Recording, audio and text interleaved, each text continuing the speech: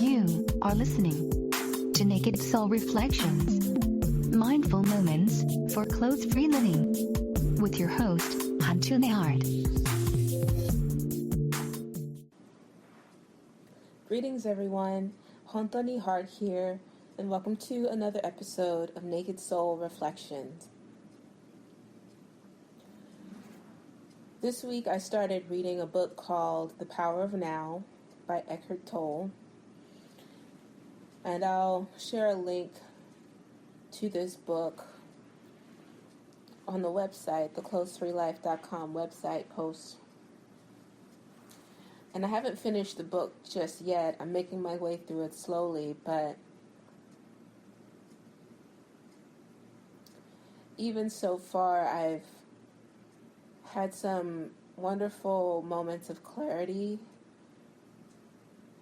just about how my relationship to now, my relationship to the present.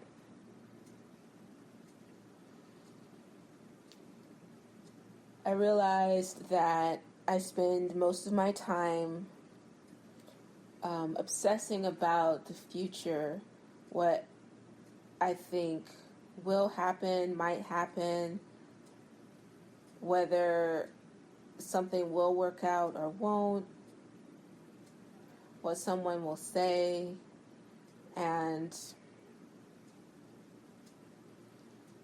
sometimes I also obsess about the past, just kind of going back and ruminating in some major life experiences that I've had over all the years that I've been alive.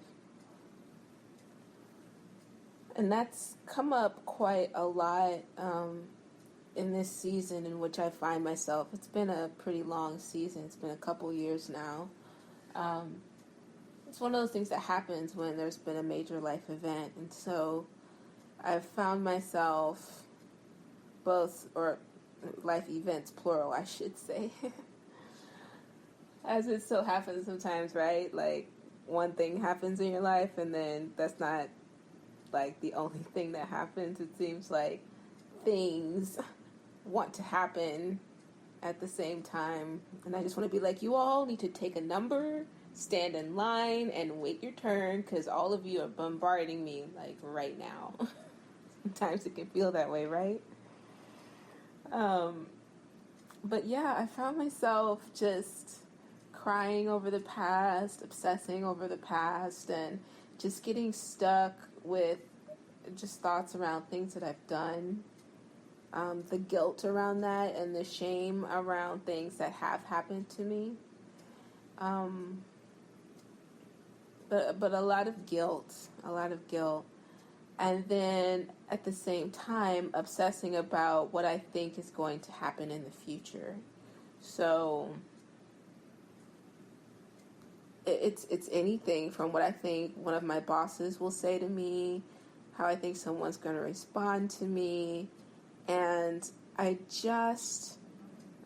just how I live. And so when I was reading this book, just so many interesting things. I'm not going to spoil it for you, but I just realized that I am rarely actually present.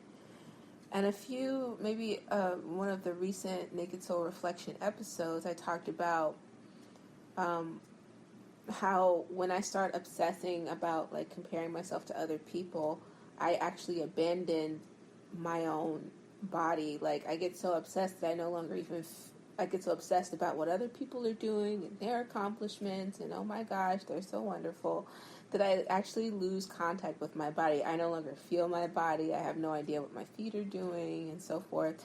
And that same experience actually happens when I'm obsessing about the past or the future. Like, I'll be, just obsessing, like, this is how this person is going to respond to me. If I say this, she's going to respond with that. Or this is what she meant by this. And it is incessant, you guys. Sometimes it's just incessant.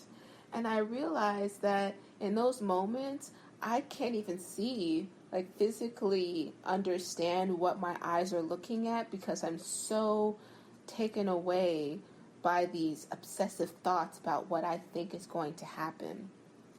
So I could be looking at my computer screen or seeing emails, or even if I'm reading a book, but I start to obsess about something, then it's like I don't even see the words that are sitting in front of me. I don't even remember that I'm holding a book, for crying out loud, because I'm so obsessed. And before I know it, I get these weird pains in my body, these holding patterns, especially on my right side, around my hips, and odd things in my shoulders. And I might have been clenching my teeth. There was a couple weeks of that where it was just like, I didn't even know I was doing it, because I was so obsessed about, like, will this thing work out? What is she going to say to me? And then, as if that weren't enough, then I started to build up fight or flight in response to that. It's like playing out this whole scenario in my head.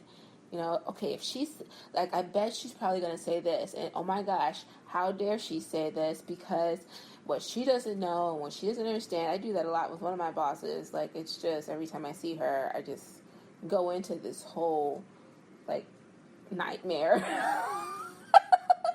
A nightmare of what I create about something that hasn't even happened.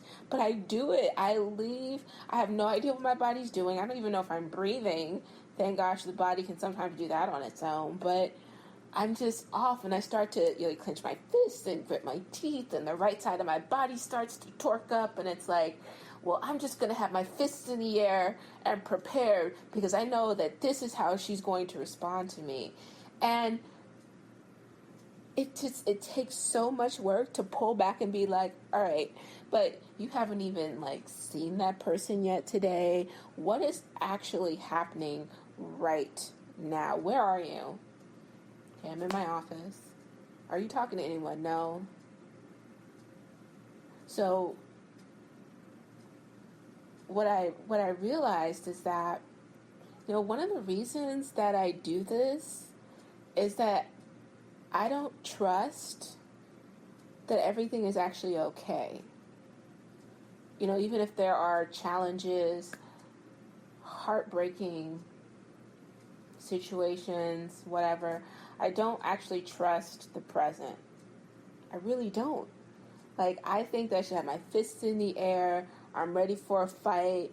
I'm going to have my responses prepared, sass my way out of every conversation, roll my eyes, roll my neck, whatever, or run away. I do that too. I'll run away before anything even happens.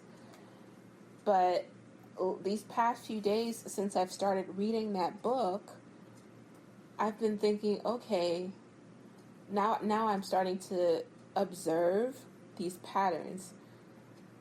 I mean, and let's be honest, folks, that's like half the battle right there. It's just knowing that we're doing something, because sometimes we do things and we have no idea that we're doing them.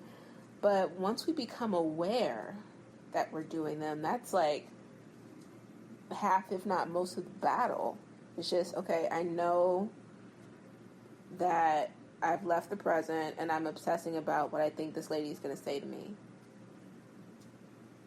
how this person's going to respond, what they're thinking, what's going to happen. Like, I'm obsessing, and I'm having a hard time stopping obsessing, but at least I'm aware, and I can start to observe. And once that happens, then I can choose, right? I can choose what to do about that. And so I find that meditation is very helpful for me in that sense. And I might also share a link to one of my favorite meditation podcast episodes called Deep Centering. Just because meditation helps me practice just being in the now. And for me, my favorite way of doing that is practicing meditation in the nude, so clothes-free. Because usually when I'm putting on clothes, it has to do with what I'm about to, like, I'm putting on clothes because I'm about to do something. So that already gets my thoughts spinning. And so for me, the practice of removing my clothes helps me to stop thinking about what's to come and to just be present. and be here with myself in this space as it is right now. And so I'll offer that to you. And I will say, even if you're not comfortable doing it, you don't want to do it, let's say you practice taking one thing off of you. So if you always if you wear glasses like I do, and you're about to meditate, see what it's like to take one thing off. So maybe you take your glasses off and it's like, oh my gosh, I can't see. But what do you need to see right now with your eyes if you're going inward for meditation? Maybe there's a set of earrings that you have, a necklace, some rings, a hat. You want to take your socks off, a tie, anything. Just take off one thing and put it down as a way of practicing getting present and not thinking about what's to come. We actually don't know. We can assume, we might make predictions and educated guesses, but we really don't know. So I want to offer that to you because this is something that I'm going to be continuing in my practice. Right? I say this every time, that when I make these offerings, it's because these are the very things that I'm working on. So I'm offering that as a potential gem in your life. Take 15 minutes sometime this week to do a quiet meditation. Whether you can be completely clothes free, or maybe you just take one thing off. Take the nose ring off, an earring, a tie, your socks, your shoes. Take one thing off, put it aside, and practice presence and just being in the now. And with that, trusting that being in the now is enough. Because that is one of the most challenging things for me, because I'm constantly obsessing, like I need to plan this, I need to think about that, this thing is coming, that thing is coming, and it just feels like I can't stop. Like I can never afford to be present. And I don't trust. I really don't. I don't trust that everything's going to be okay. So I'm working on it. Right? Got a lot of trust issues, but I'm working on it. I'm working on trusting the now. And letting go of obsession with shame and guilt from the past, and obsession with fight or flight with regard to the future. And it by no means a perfect practice at all for me, you guys, but it's something that even if I just have one flicker of it in a day, it is so helpful. And it actually keeps me from doing harmful things to myself and to other people. Because a lot of times I would say things to people because I would assume that I knew how they were going to respond. So I would preemptively say something, and I've nearly blown up relationships of all kinds from doing that. So one day this week, 15-minute meditation, whether it's seated, lying down. Lately I've been enjoying lying down to have my spine on the ground. And take one thing, if not everything, off, and just practice being in the now and trusting that that's enough. My heart is with you, and I wish you a beautiful week. Namaste, friends.